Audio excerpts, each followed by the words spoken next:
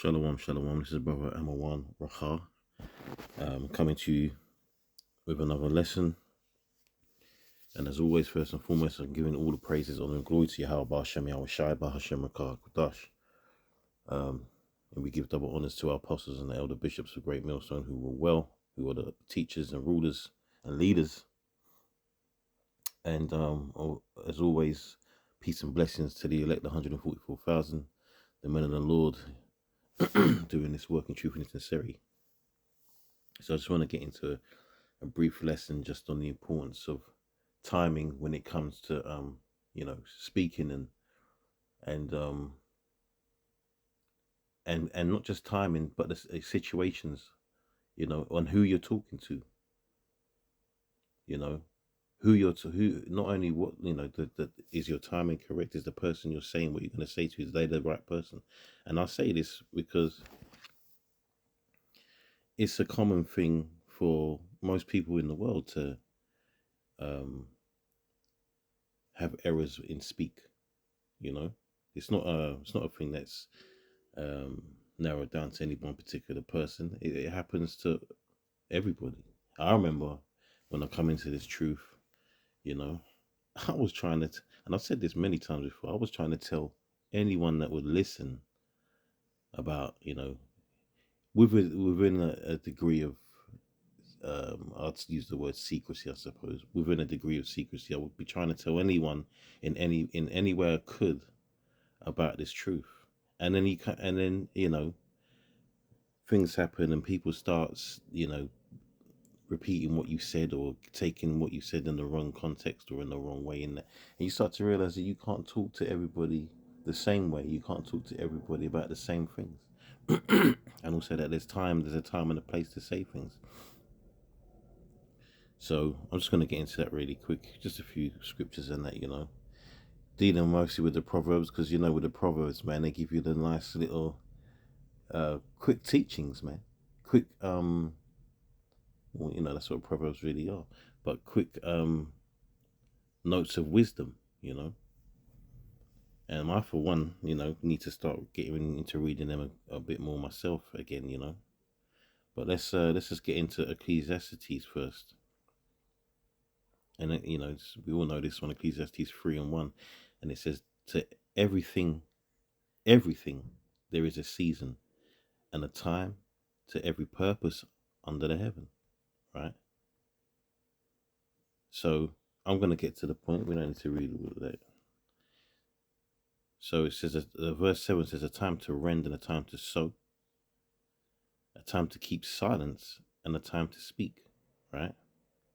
So sometimes you got to listen to your instincts, man. If let's say you're in a conversation or even a heated debate about something and you feel as though you want to say something, but your instinct's saying that don't say it. Don't say it, man. Sometimes it's better to keep silence, man. Sometimes it's better to keep silence, even if what you have to say is relevant and important.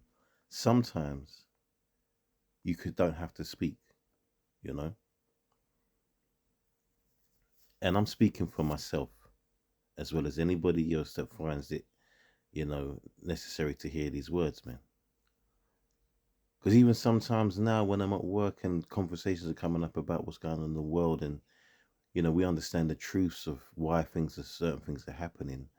And certain people understand certain truths to a degree, but we know it in its fullest. You're so tempted sometimes to really just spill the beans about why really things are really happening, right? But we can't do that, man. The scriptures say we have to be wise as serpents, man, and harmless as doves. And the serpent, and I was thinking about this today, the serpent, man, is deemed the most wisest of creatures. And the wisest of serpents is the dragon, man, because that's the highest form of the dragon is a serpent. That's the highest form of a serpent, man. So we need to be like that. We need to be wise. We need to really take time to think before we open our mouths, man. Everybody's taught that at some point in their lives, but it's about applying what we know in the scriptures, man. That's what will make us better men of the Lord, man, and just better men in general, is applying these scriptures, man, and it takes time. Mistakes are always made, and those mistakes bring you back to the book, and you read and you learn again, man. We're always learning, forever learning, as the scripture says, man. We're forever learning, and some are forever learning, but never able to come to the knowledge of the truth. Remember, we have the knowledge of the truth, so there's no reason for us to not be able to use these words and apply them. So it says the time to keep silence and the time to speak. So yeah, just think about things before you open your mouth. And it could be any situation, man. You know.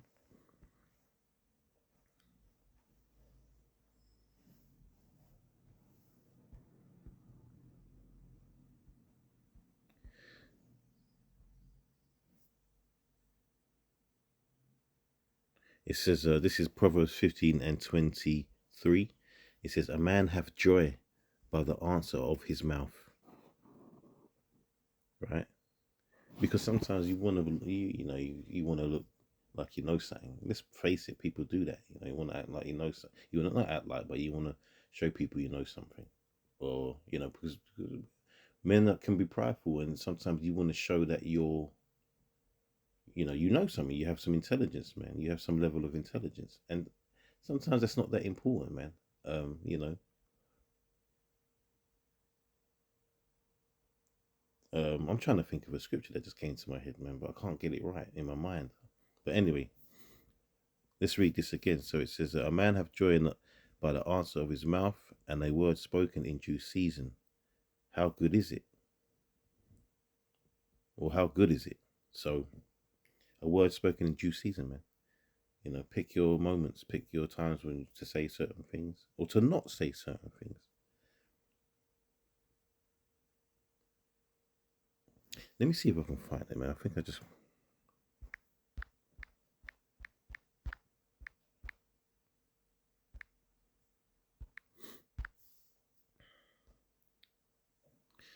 Uh, Maybe that's not how it.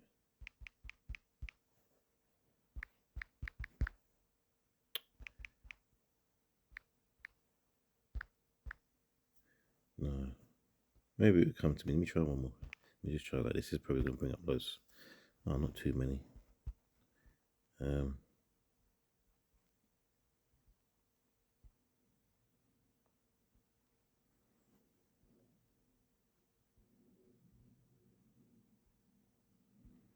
Maybe I'm not reading. Maybe I'm not thinking right. But anyway, let's move on from that. I need to dwell on it. If it comes to me through the Spirit, it comes, man. But there's a scripture that kind of talks about how even a fool knows when to keep silence, man. Or a fool is deemed wise. Something like that when they keep silent. But this is James 3:5. It says, "Even so," and this is going into what I was just talking about, when sometimes you want to show that you know something, man. We need to remember in this truth that we don't need to show off to anyone, man. All right, we need to be humble and meek in this thing of us. We don't need to show off to anybody, man. All right, it's all right if you got to prove something through the scriptures or whatever. Yeah, you got to do that, man. But we need to be going around talking like we know everything. There's no need,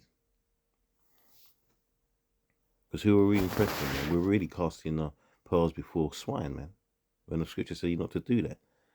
So James 3:5 says, "Even so, the tongue is a little member and boasteth great things. Behold, how great a matter a little fire kindleth. And the tongue is a fire, a world of iniquity. So is the tongue among our members, that it defileth the whole body, and setteth on fire the course of nature, and it is set on fire of hell." So the tongue, there's power in your speech, man, in the things you say, in many different ways. I'm not going to try and go through all that, but there's your tongue holds power, man. Right? The words you say hold power, and the words, they have meanings as well, man. And even the tone that you say certain things are important.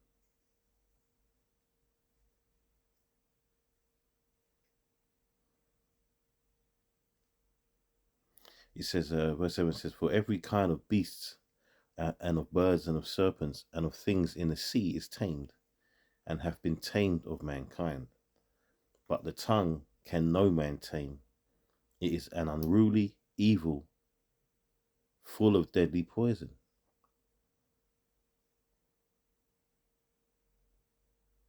See, it says, therewith bless we Yahweh, even the Father, and therewith curse we men. So the same tongue that we bless the Most High and Yahweh Shai, we bless Yahweh Shem Yashai with, man, is the same tongue that we curse people out, you know, say certain things that maybe shouldn't be said.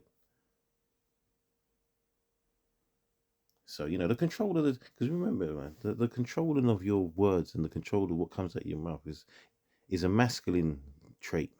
It's women that can't control what comes out of their mouth. All right.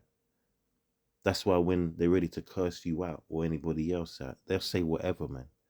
That's why it's not good to tell these women all your business and your secrets, man, because they'll soon quickly throw that in your face publicly. So we can't be like these females, man, running up at the mouth, because that's a female trait. So I'm just going across the board about the importance of, speaking and not speaking, and the words, man.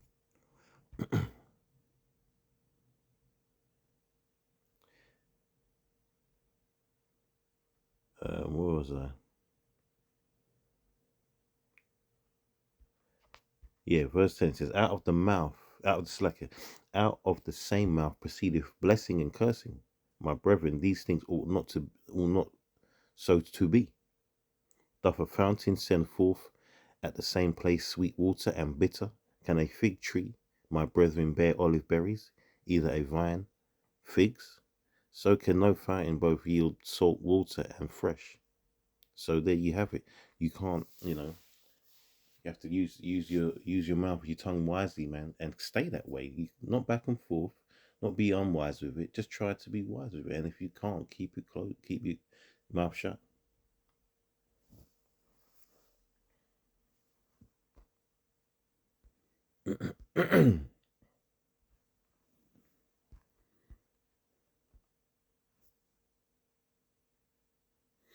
Proverbs 25 and 11 says, a word fitly spoken is like apples of gold in pictures of silver. See? Simple proverb, man, but it makes the point. A word fitly spoken. So a word spoken in the correct time with the correct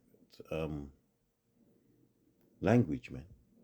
The correct words with the correct tone. It's important. That's why a lot of people in the world, when they speak, they say, oh, I didn't mean it like that. Or so let me rephrase that, because they didn't think before they said something. Or they didn't think, do I even need to say something? You see? Just a couple more scriptures, I'll close that, because the point is made, man. I'm not going to go too deep on it. It's just a message, man. Proverbs 21 and 23 says, whoso keepeth his mouth and his tongue keepeth his soul from troubles. How simple is that?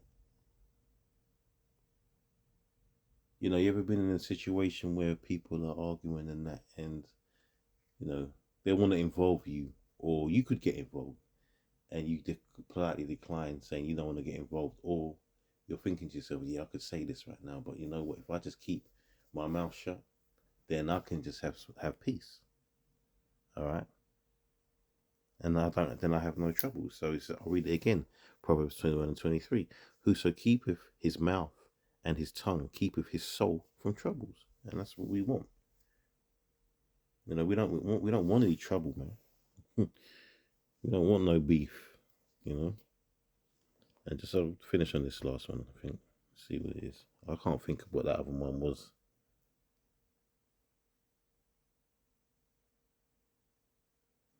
But I hope maybe it will come to me before I finish. I hope it does. It's a good one.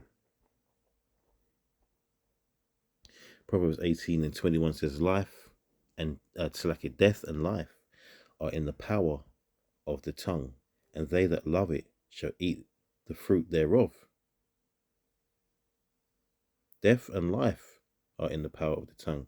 Many people have been killed for what they've said or what somebody else has said about them.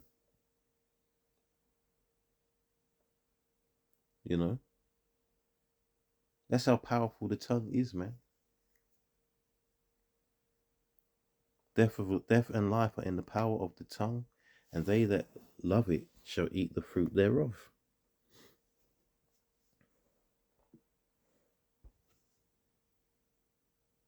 Right, I've got that scripture. Um,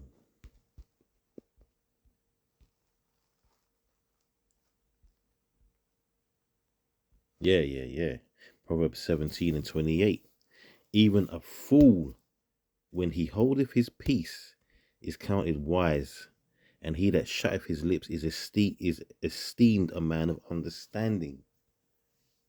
Because sometimes if you're not talking, you're listening, and you can find out a lot of things by just listening to what people are saying. Sometimes, man, people can reveal things to you, good or bad, if you're not doing the talking and you're just doing the listening. And I might have to do a lesson on listening as well. But anyway, that's it. Lord willing, this is edifying.